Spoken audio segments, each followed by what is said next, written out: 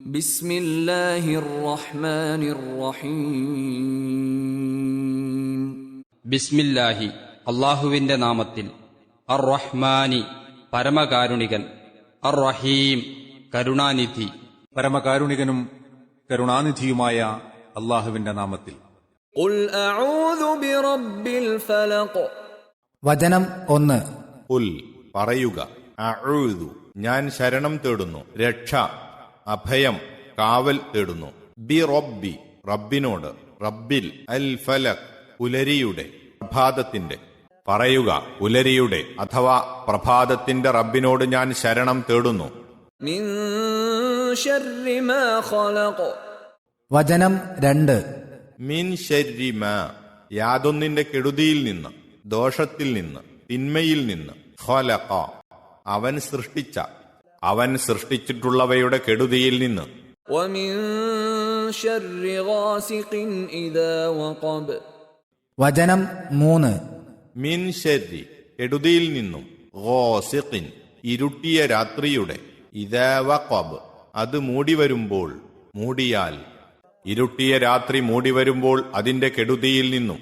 വമിൻ ശർരി നഫ്ഫാഥാതി ഫിൽ ഉഖദ്. വചനം 4. വമിൻ ശർരി കെടുതിയിൽ നിന്നും, അന്നഫാസാത്ത് ഊത്തുകാരുടെ, ഊത്തുകാരികളുടെ, മന്ത്രം നടത്തുന്നവരുടെ, ഫിൽ ഉഖദ് കെട്ടുകളിൽ, കെട്ടുകളിൽ മന്ത്രിച്ച് ഊതുന്നവരുടെ കെടുതിയിൽ നിന്നും. വമിൻ ശർരി ഹാസിദിൻ ഇദാ ഹസദ്. വചനം 5. വമിൻ ശർരി കെടുതിയിൽ നിന്നും, ഹാസിദിൻ അസൂയ വെക്കുന്നവന്റെ, ഇദാ ഹസദ് അവൻ അസൂയ വെക്കുമ്പോൾ, അസൂയപ്പെട്ടാൽ, അസൂയക്കാരൻ അസൂയപ്പെടുമ്പോൾ അവന്റെ കെടുതിയിൽ നിന്നും ശരണം തേടുന്നു.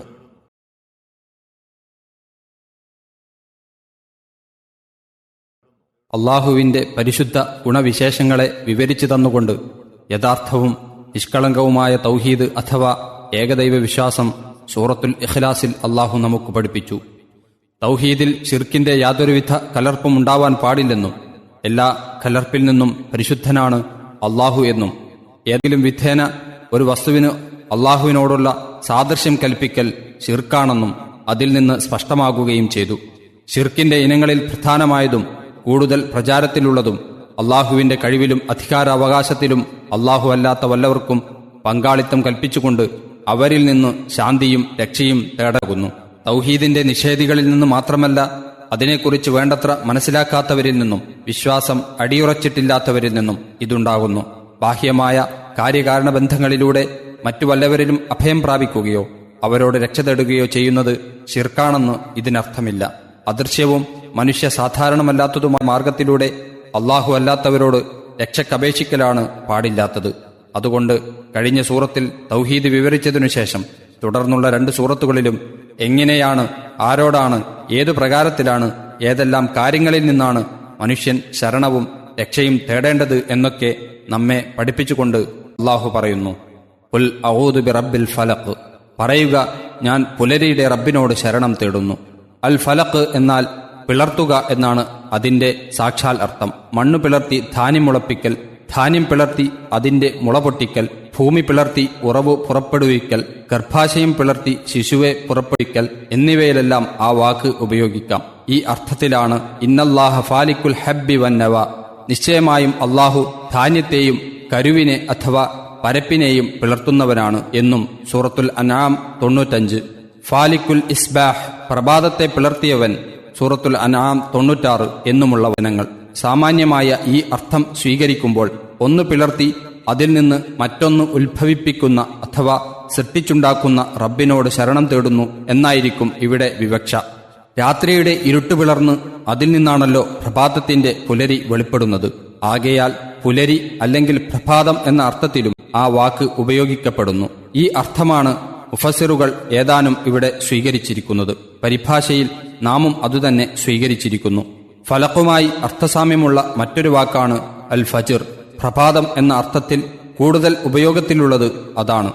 ഇവിടെ ഫലഖ് കൊണ്ടുള്ള വിവക്ഷ രണ്ടിൽ ഏതായാലും ശരി, അതിന്റെ കർത്താവ് ലോകരക്ഷിതാവായ അള്ളാഹു തന്നെയാണല്ലോ. അപ്പോൾ ശരണവും രക്ഷയും തേടുന്നത് അവനോടായിരിക്കണം. മറ്റാരിൽ നിന്നും ആവരുത്, അവങ്കൽ നിന്നേ അത് ലഭിക്കുകയുള്ളൂ എന്നെല്ലാം അതിൽ നിന്ന് സിദ്ധിക്കുന്നു. വലൻ തജിദ മിൻ ദൂനിഹി മുൽത്തഹദ, അവനെ കൂടാതെ യാതൊരു രക്ഷാവലംബവും നിനക്ക് കിട്ടുന്നതേ അല്ല. സൂറത്തുൽ കഹ്ഫ്.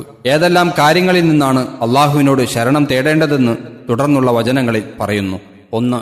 മിൻ ശർരി മാ ഖലഖ്, അവൻ സൃഷ്ടിച്ചിട്ടുള്ളവയുടെ കെടുതലിൽ നിന്ന്.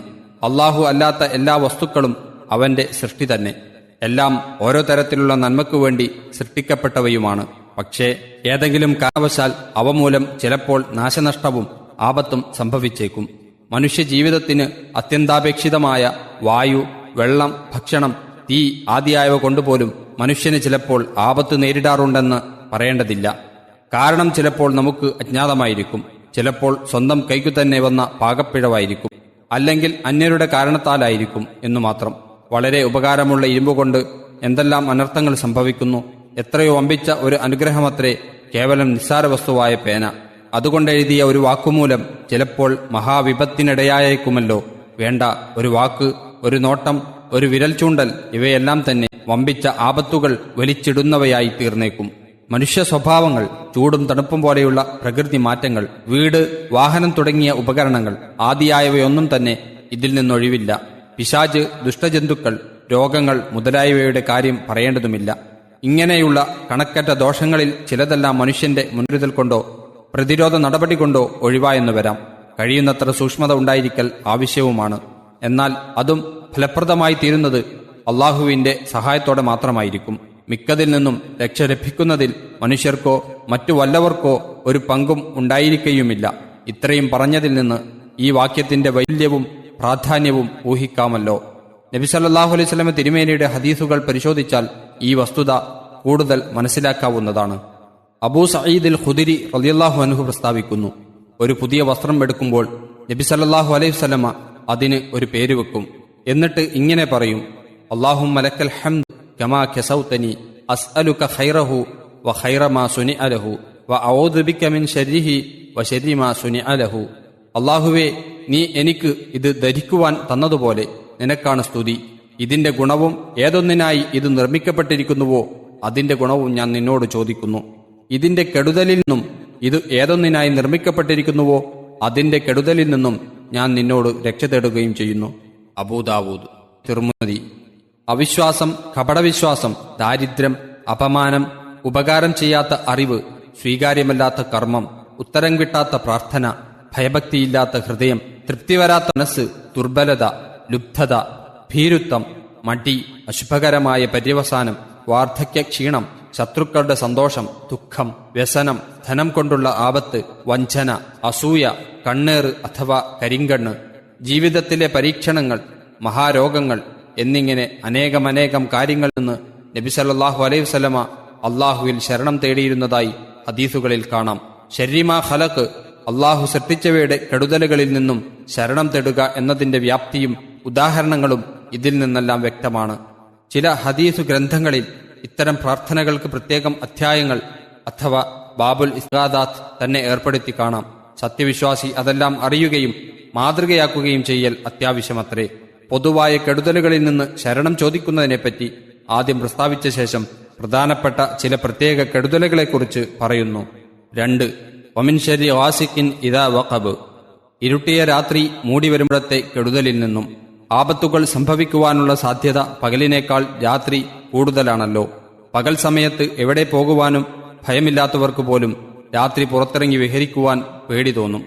എനിക്കൊരു പേടിയുമില്ല എന്ന് ദുരഭിമാനിച്ചുകൊണ്ട് വെളിച്ചമോ മറ്റു മുൻകരുതലുകളോ ഇല്ലാതെ രാത്രിയിൽ സഞ്ചരിക്കുന്ന പലർക്കും അപ്രതീക്ഷിതമായ ആപത്തുകൾ ഓർക്കാപ്പുറത്ത് നേരിടുന്നതും ദുർലഭമല്ല. വാസ്തവത്തിൽ ആ പേടിയില്ലായ്മ ധീരത അല്ല, തന്റേടമില്ലായ്മയും ഭോഷത്വവുമാകുന്നു. രാത്രിയുടെ മാത്രമല്ല, ഈ സൂറത്തിലും അടുത്ത സൂറത്തിലുമായി അള്ളാഹു തുടർന്നു പറയുന്ന മറ്റു കാര്യങ്ങളുടെയും കെടുതലുകളിൽ നിന്ന് രക്ഷ തേടുവാൻ കൽപ്പിച്ചതിൽ നിന്ന് അവ ഓരോന്നിനാലും ഉണ്ടായേക്കാവുന്ന ഭവിഷ്യത്തുകൾ, അവ ഭൗതികമോ ധാർമ്മികമോ ആവട്ടെ, വമ്പിച്ചതായിരിക്കുമെന്ന് മനസ്സിലാക്കാം. അജ്ഞാതവും അപ്രതീക്ഷിതവുമായ മാർഗങ്ങളിൽ കൂടിയും സാധാരണഗതിയിൽ ആപൽശങ്കക്കിടമില്ലാത്ത മാർഗങ്ങളിൽ കൂടിയും ആപത്തുകൾ നേരിടുന്നതിനെക്കുറിച്ച് നാം സദാ ജാഗരൂകരായിരിക്കേണ്ടതുണ്ടെന്നും അതിൽ നിന്ന് രക്ഷക്കായി അള്ളാഹുവിനോട് പ്രാർത്ഥിച്ചു കൊണ്ടിരിക്കേണ്ടതുണ്ടെന്നും ഇതിൽ നിന്ന് നാം ഓർമ്മിച്ചിരിക്കേണ്ടതാണ്. 3. വമിൻ ശർരി നഫാസാത്തി ഫിൽ ഉഖദ്, കെട്ടുകളിൽ മന്ത്രിച്ച് ഊതുന്നവരുടെ കെടുതലിൽ നിന്നും.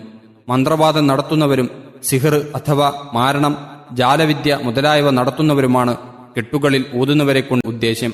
നഫ്സ് എന്ന മൂലപദത്തിൽ നിന്നുള്ളതാണ് നഫാസാത്ത് എന്ന വാക്ക്. അല്പം തുപ്പുനീർ തെറിപ്പിച്ചുകൊണ്ടുള്ള ഊത്തിനാണ് അത് ഉപയോഗിക്കാറുള്ളത്.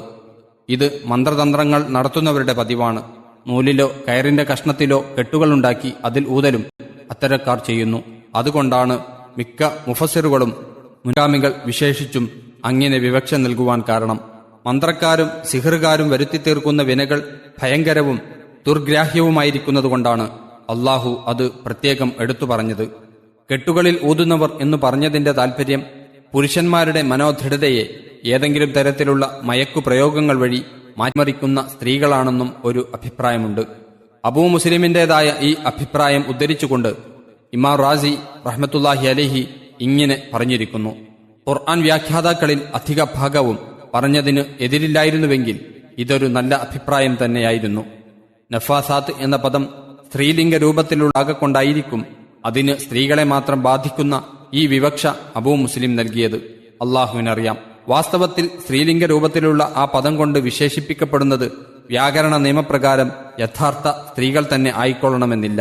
ഊത്തുകാരായ ആത്മാക്കൾ എന്നോ ദേഹങ്ങൾ എന്നോ വിഭാഗക്കാർ എന്നോ കൽപ്പിച്ച ധാരാളം മതിയാകും. അഥവാ അന്നുഫൂസു അവിൽ ജമാഅത്ത് വനഹ്വിഹ. ഇതാണ് ഖുർആൻ വ്യാഖ്യാതാക്കൾ സ്വീകരിച്ചിട്ടുള്ളതും. കെട്ടുകളിൽ ഊതുക എന്നതുകൊണ്ട് ഉദ്ദേശ്യം എന്തായിരുന്നാലും ശരി, ആ പ്രവൃത്തി നടത്തുന്ന എല്ലാവരും പുരുഷനോ സ്ത്രീയോ ആവട്ടെ അതിൽ ഉൾപ്പെടുന്നുവെന്ന് വെക്കുന്നതാണ് ന്യായവും യുക്തവും. ഏഷൻ പ്രവർത്തനങ്ങൾ നടത്തുന്ന ആളുകളാണ് കെട്ടുകളിൽ ഊതുന്നവരെ കൊണ്ട് വിവക്ഷ എന്നു വേറെയും ഒരഭിപ്രായമുണ്ട്. ഇത് പിൻഗാമികളായ ചില വ്യാഖ്യാതാക്കൾ സ്വീകരിച്ചതാണ്. പുരുഷന്മാരെ മയക്കി വശീകരിക്കുന്ന സ്ത്രീകളും ഏഷണിക്കാരും വരുത്തി തീർക്കുന്ന ആപത്തുകൾ വമ്പിച്ചതും അള്ളാഹുവിനോട് ശരണം തേടപ്പെടേണ്ടതുമാണെന്നതിൽ സംശയമില്ല. പക്ഷേ അള്ളാഹു ഉപയോഗിച്ച വാക്കിന്റെ ശരിയായ അർത്ഥം നോക്കുമ്പോൾ ഭൂരിപക്ഷം മുഫസ്സിറുകളും യോജിക്കുന്ന ഒന്നാമത്തെ അഭിപ്രായമാണ് കൂടുതൽ ശരിയായി തോന്നുന്നത്.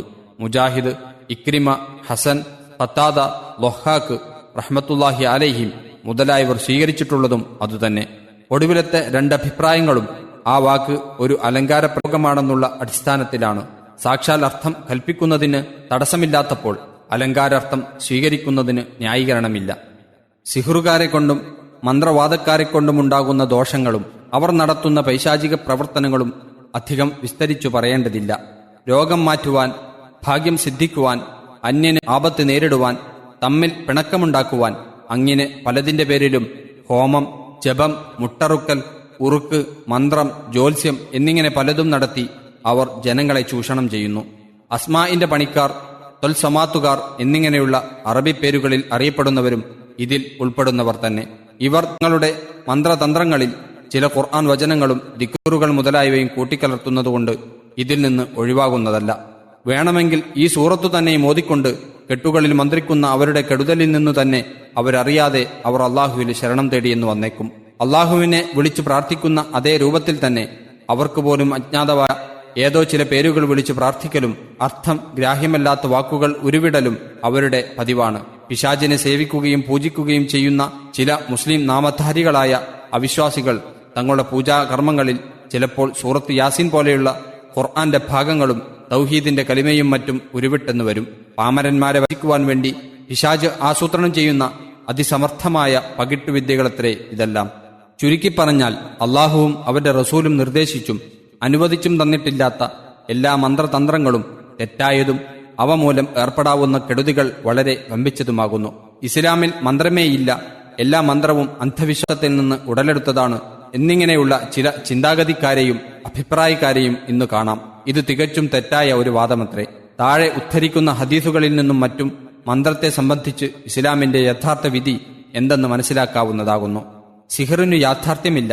ഗുണമായോ ദോഷമായോ ഉള്ള എന്തെങ്കിലും ഫലമുണ്ടാക്കുന്ന തരത്തിൽ ഒരു സിഹറുമില്ല. കേവലം മനുഷ്യരെ പകിട്ടാക്കുന്ന ചില ചെപ്പടി വിദ്യകൾക്കു മാത്രമുള്ള പേരാണ് സിഹർ എന്നിങ്ങനെ ചില അഭിപ്രായങ്ങൾ മുമ്പും ഇപ്പോഴുമുണ്ട്. മുഅ്തസില വിഭാഗക്കാരിൽ നിന്നാണ് ഇതിന്റെ ഉത്ഭവം. വിശദാംശങ്ങളിൽ കുറച്ചൊക്കെ സത്യമുണ്ടെങ്കിലും മൊത്തത്തിൽ ഈ അഭിപ്രായം ഖുർആനും നബിവചനങ്ങൾക്കും എതിരാകുന്നു. ഈ അഭിപ്രായത്തിന്റെ വെളിച്ചത്തിലാണ് കെട്ടുകളിൽ ഊതുന്നവർ അൻ നഫാസാത്തി ഫിൽ ഉഖദ് എന്നതിന്റെ വിവക്ഷ ഏഷണിക്കാരാണെന്നും പുരുഷന്മാരെ മയക്കുന്ന സ്ത്രീകളാണെന്നും മുകളിൽ ഉദ്ധരിച്ച വ്യാഖ്യാനങ്ങൾ വാസ്തവത്തിൽ ഉടലെടുത്തിരിക്കുന്നത്. ഇതിനെപ്പറ്റി ഇവിടെ കൂടുതൽ സംസാരിക്കുവാൻ ഉദ്ദേശിക്കുന്നില്ല. മർഹൂം അല്ലാമ സയ്യിദ് ഖുതുബിന്റെ ഒരു പ്രസ്താവന കൊണ്ട് തൽക്കാലം മതിയാക്കാം. അതിങ്ങനെ സംഗ്രഹിക്കാവുന്നതാണ്. കെട്ടുകളിൽ ഊതുന്നവർ എന്ന് വെച്ചാൽ ബാഹ്യേന്ദ്രിയങ്ങളെയും ആന്തരേന്ദ്രിയങ്ങളെയും കബളിപ്പിക്കുക വഴി ഉപദ്രവ പ്രവർത്തനങ്ങൾ നടത്തുന്ന സിഹ്റുകാരാകുന്നു. വല്ല നൂലിലോ ഉറുമാലിലോ കെട്ടിട്ടുകൊണ്ട് അവർ അതിൽ ഊതുന്നതാണ്. വസ്തുക്കളുടെ പ്രകൃതിയിൽ മാറ്റം വരുത്തുന്നതോ പുതിയ ഏതെങ്കിലും യാഥാർത്ഥ്യം സൃഷ്ടിക്കുന്നതോ അല്ല സിഹർ. പക്ഷേ മനുഷ്യന്റെ ഇന്ദ്രിയ ശക്തികളെ സിഹറിന്റെ കർത്താവ് ഉദ്ദേശിക്കുന്ന പ്രകാരത്തിൽ അത് കബളിപ്പിച്ചേക്കും. ഇതാണ് മൂസ അലൈഹിസ്സലാം നബിയുടെ കഥയിൽ ഖുർആൻ വിവരിച്ച സിഹർ. സിഹറുകാരുടെ കയറുകളും വടികളും അവരുടെ സിഹർ നിമിത്തം ഓടുന്നതായി അദ്ദേഹത്തിന് തോന്നിക്കപ്പെട്ടിരുന്നുവെന്നും അതിനാൽ അദ്ദേഹത്തിന് മനസ്സിൽ ഭയം തോന്നിയിരുന്നുവെന്നും ഭയപ്പെടേണ്ടതില്ല, താൻ തന്നെയാണ് ഉന്നതൻ എന്ന് അള്ളാഹു പറഞ്ഞുവെന്നും സൂറത്തു ത്വാഹയിൽ അള്ളാഹു പ്രസ്താവിച്ചിട്ടുണ്ടല്ലോ. അപ്പോൾ അവരുടെ കയറും വടിയുമൊന്നും സർപ്പമായി മാറിയിട്ടില്ല. മൂസ അലൈഹിസ്സലാം നബിക്കും ജനങ്ങൾക്കും അങ്ങനെ തോന്നുകയാണുണ്ടായത് എന്ന് വ്യക്തമാണ്. അദ്ദേഹത്തിന്റെ മനസ്സിന് അള്ളാഹു സ്ഥൈര്യം നൽകിയതോടുകൂടി ഭയം നീങ്ങി. പിന്നീട് യഥാർത്ഥം തുറന്നു കാണുകയും ചെയ്തു. ഇതാണ് സിഹറിന്റെ സ്വഭാവ പ്രകൃതി. ഇതു നാം സമ്മതിച്ച് സ്വീകരിക്കേണ്ടതാണ്.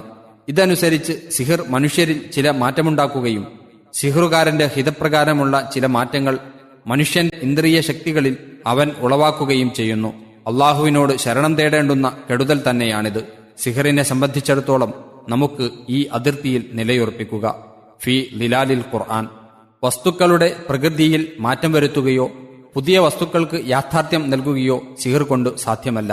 എങ്കിലും മനുഷ്യന്റെ മനസ്സിലും കാഴ്ച, കേൾവി മുതലായവയിലും വഞ്ചനാപരമായ മാറ്റമുണ്ടാക്കി ഉപദ്രവം ചെയ്യുവാൻ സിഹിർ കാരണമാണെന്നത്രേ ഈ ഉദ്ധരണിയുടെ ചുരുക്കം. ജനങ്ങൾക്കിടയിൽ പിണക്കവും വഴക്കും ഉണ്ടാക്കുക, ചില മനുഷ്യ പിശാചുക്കളിൽ ദിവ്യത്വവും അസാധാരണമായ കഴിവും ഉള്ളതായി തെറ്റിദ്ധരിപ്പിക്കുക മുതലായ പല നാശങ്ങളും അതുകൊണ്ടുണ്ടായിത്തീരുന്നു. ഇന്ദ്രജാലം, ആഭിചാരം, മായവിദ്യ, ജാലം, കൺകെട്ട്, ചെപ്പടിവിദ്യ എന്നൊക്കെ പറയുന്നത് സിഹറിന്റെ ഇനങ്ങളിൽപ്പെട്ടതത്രേ. മനുഷ്യനെ മൃഗമാക്കുക, കല്ല് സ്വർണമാക്കി മാറ്റുക പോലെയുള്ള കഴിവുകൾ സിഹറിനുണ്ടെന്ന ധാരണ തികച്ചും മൗഢ്യവും അടിസ്ഥാനമില്ലാത്തതുമാകുന്നു. പക്ഷേ അതുകൊണ്ട് സിഹറിന്റെ എല്ലാ ഇനങ്ങളെയും അവ മൂലം എന്തെങ്കിലും ദോഷം സംഭവിക്കുന്നതിനെയും നിഷേധിക്കുവാൻ സാധ്യമല്ല. നേരെ മറിച്ച് സിഹറിന്റെ ഇനത്തിൽപ്പെട്ടതായി അറിയപ്പെടുന്നതിലൊന്നും തന്നെ ഒരു യാഥാർത്ഥ്യവുമില്ലെന്ന ധാരണയും ശരിയല്ല. ഇതാണ് വാസ്തവം. 4. വമിൻ ശർരി ഹാസിദിൻ ഇദാ ഹസദ്. അസൂയക്കാരൻ അസൂയ വെക്കുമ്പോഴുണ്ടാകുന്ന കെടുതിയിൽ നിന്നും. മറ്റുള്ളവർക്ക് വല്ല നന്മയും കൈവരുന്നതിലുള്ള അതൃപ്തിയാണ് അസൂയ. മറ്റുള്ളവരുടെ നന്മ മൂലം തനിക്കൊന്നും നഷ്ടപ്പെടാനില്ലെങ്കിലും അസൂയക്കാരന് അത് സഹിക്കുവാൻ സാധിക്കയില്ല. അങ്ങനെ അവൻ അവർക്ക് തുരങ്കം വെക്കുവാനും അവരെ അബദ്ധത്തിൽ ചാടിക്കുവാനും തന്നാലാകുന്ന കുതന്ത്രങ്ങളും ശ്രമങ്ങളും നടത്തിക്കൊണ്ടിരിക്കും. സമനിലക്കാരെന്ന് കരുതപ്പെടുന്നവർ തമ്മിലാണ് അസൂയക്ക് കൂടുതൽ സ്ഥാനമുണ്ടാകുക. സാധാരണക്കാരെ അപേക്ഷിച്ച് യോഗ്യതയും സ്ഥാനമാനമുള്ളവർക്കിടയിലും കൂടുതലായി കാണാം. ഭൗതിക നന്മകളിൽ മാത്രമല്ല, മതപരവും പാരത്രികവുമായ കാര്യങ്ങളിലും അസൂയ ഉണ്ടാകാറുണ്ട്. വ്യക്തികൾ തമ്മിലെന്ന പോലെ സമൂഹങ്ങളും സമുദായങ്ങളും രാഷ്ട്രങ്ങളും തമ്മിൽ അസൂയ പിടിപെടും. യൂസുഫ് അലൈഹി വസലാം നബിയുടെ സഹോദരന്മാർ അദ്ദേഹത്തെ കിണറ്റിലിട്ടതും ഒരു നീണ്ടകാലം അക്ഷമയോടെ തങ്ങൾ കാത്തുകൊണ്ടിരുന്ന പ്രവാചകൻ പ്രത്യക്ഷപ്പെട്ടപ്പോൾ അദ്ദേഹം അറബികളിൽപ്പെട്ട ആളാകൊണ്ട് വേദക്കാർ ഇസ്ലാമിന്റെ ശത്രുക്കളായി മാറിയതും അസൂയ കൊണ്ടായിരുന്നു. എന്നിരിക്കെ അസൂയ നിമിത്തം നേരിടുന്ന ആപത്തുകൾ അതിഭയങ്കരമാണെന്ന് ഊഹിക്കാമല്ലോ. റസൂൽ സല്ലല്ലാഹു അലൈഹി വസല്ലമ തിരുമേനി ചരമം പ്രാപിച്ച രോഗത്തിൽ അവിടുന്ന് ഇഖ്ലാസ്, ഫലഖ്, നാസ് എന്നീ 3 സൂറത്തുകൾ അഥവാ അൽ മുഅവ്വിദാത്ത് ഓതി ദേഹത്തിൽ ഊതിയിരുന്നുവെന്നും രോഗം ശക്തിയായപ്പോൾ താൻ അവ ഓതി തിരുമേനിയുടെ കൈയിൽ ഊതി ആ കൈകൊണ്ട് തടവിക്കൊടുക്കാറുണ്ടായിരുന്നുവെന്നും ആയിഷ റളിയല്ലാഹു അൻഹ പ്രസ്താവിച്ചതായി ബുഖാരിയും മുസ്ലിമും റഹ്മത്തുള്ളാഹി അലൈഹിമ രേഖപ്പെടുത്തിയിരിക്കുന്നു. രോഗികളെ ഈ സൂറത്തുകൾ ഓതി മന്ത്രിക്കാമെന്ന് ഇതിൽ നിന്ന് വ്യക്തമാണ്.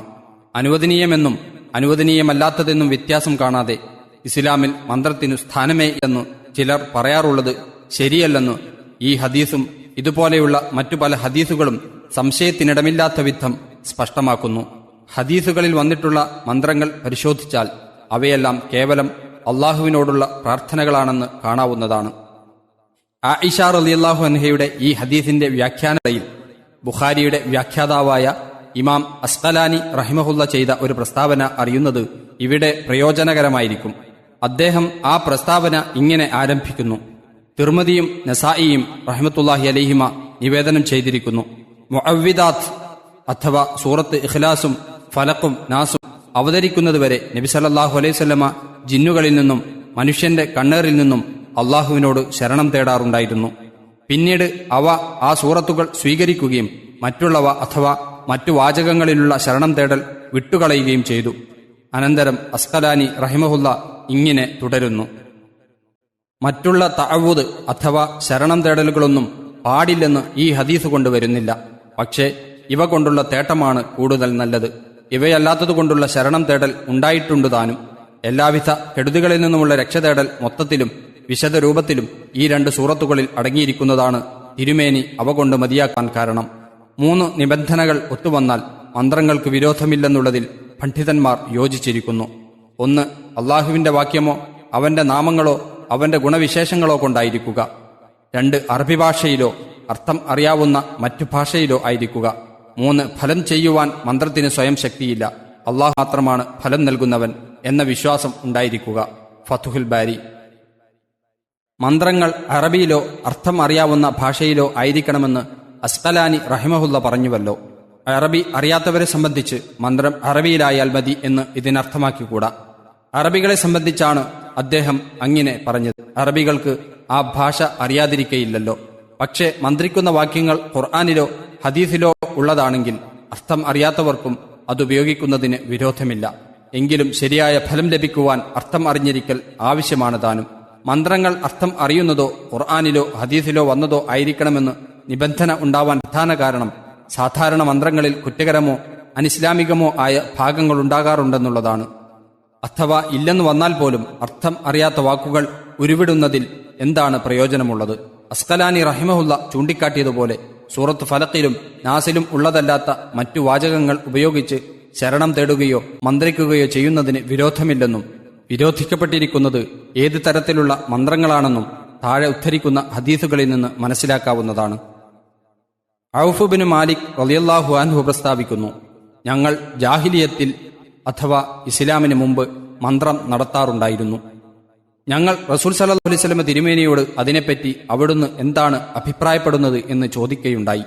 അപ്പോൾ അവിടുന്ന് പറഞ്ഞു: നിങ്ങളുടെ മന്ത്രം എനിക്ക് കാട്ടിത്തരുവീൻ, ഞാൻ ഒന്ന് പരിശോധിക്കട്ടെ.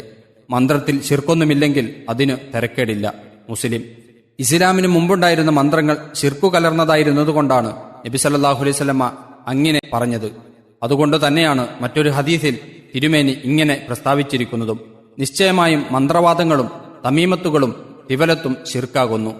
കാവലിനും രക്ഷയ്ക്കും വേണ്ടി ഉപയോഗിക്കപ്പെടുന്ന ഉറുക്ക്, കവചം മുതലായവയാണ് തമീമത്തും തിവലത്തും അഥവാ അത്തിവലത്തു വത്തമായിം. ഇതിന്റെ മുമ്പുദ്ധരിച്ച ഹദീസിലും മറ്റും അനുവദിച്ചതല്ലാത്ത എല്ലാത്തരം മന്ത്രങ്ങളും ഉറുക്ക്, കവചം, ഐക്കൽ മുതലായ എല്ലാ ശരണവകുപ്പുകളും അനുവദനീയമല്ലാത്തതാണെന്ന് ഈ ഹദീസിൽ നിന്ന് മനസ്സിലാക്കാമല്ലോ. ഹസൻ റളിയല്ലാഹു അൻഹു, ഹുസൈൻ റളിയല്ലാഹു അൻഹു എന്നിവർക്കു വേണ്ടി നബി സല്ലല്ലാഹു അലൈഹി വസല്ലം ഇപ്രകാരം ശരണം തേടിയിരുന്നതായി ഇബ്നു അബ്ബാസ് റളിയല്ലാഹു അൻഹു പ്രസ്താവിച്ചിരിക്കുന്നു: ഉഈദുകുമാ ബികലിമാത്തില്ലാഹി താമ്മ മിൻ കുല്ലി ശൈത്വാനിൻ വഹാമ്മ വമിൻ കുല്ലി ഐനിൻ ലാമ്മ. സാരം: എല്ലാ പിശാചിൽ നിന്നും എല്ലാ വിഷജന്തുക്കളിൽ നിന്നും ദുഷ്ടക്കണ്ണുകളിൽ നിന്നും അള്ളാഹുവിന്റെ പരിപൂർണ വചനങ്ങൾ മുഖേന ഞാൻ നിങ്ങൾക്കു ശരണം തേടുന്നു. എന്നിട്ട് തിരുമേനി ഇങ്ങനെ പറയുകയും ചെയ്തിരുന്നു: നിങ്ങളുടെ പിതാവ് അഥവാ ഇബ്രാഹിം നബി അലൈഹിസ്സലാം തന്റെ മക്കളായ ഇസ്മായിലിനും ഇസ്ഹാക്കിനും അലൈഹിമുസ്സലാം ഇപ്രകാരം ശരണം തേടിയിരുന്നു. ബുഖാരി. നബി സല്ലല്ലാഹു അലൈഹി വസല്ലം തിരുമേനി രോഗികളെ മന്ത്രിച്ചിരുന്ന ഒരു പ്രാർത്ഥന ഇതാണ്: അല്ലാഹുമ്മ റബ്ബന്നാസ് അദ്ഹിബിൽ ബഅസ് വശ്ഫിഹി അൻത ശാഫി ലാ ശിഫാഅ ഇല്ലാ ശിഫാഉക ശിഫാഅൻ ലാ യുഗാദിറു സഖമ. മുത്തഫഖുൻ അലൈഹി. സാരം: അല്ലാഹുവേ, മനുഷ്യരുടെ റബ്ബേ, വിഷമം നീക്കിത്തരണമേ, ഇവനെ സുഖപ്പെടുത്തുകയും വേണമേ. നീയാണ് സുഖപ്പെടുത്തുന്നവൻ, നീ നൽകുന്ന സുഖമല്ലാതെ സുഖമില്ല, യാതൊരു രോഗവും അവശേഷിക്കാത്തവണ്ണം സുഖം നൽകണമേ. ബുഖാരി, മുസ്ലിം. മാതൃകയ്ക്കു വേണ്ടി മാത്രം ഉദ്ധരിച്ച ഈ നബിവചനങ്ങളിൽ നിന്ന് മന്ത്രത്തെയും ശരണം തേടുന്നതിനെയും സംബന്ധിച്ച് ഇസ്ലാമിന്റെ നിലപാട് എന്താണെന്ന് ഏറെക്കുറെ എല്ലാവർക്കും മനസ്സിലാക്കാവുന്നതാണ്.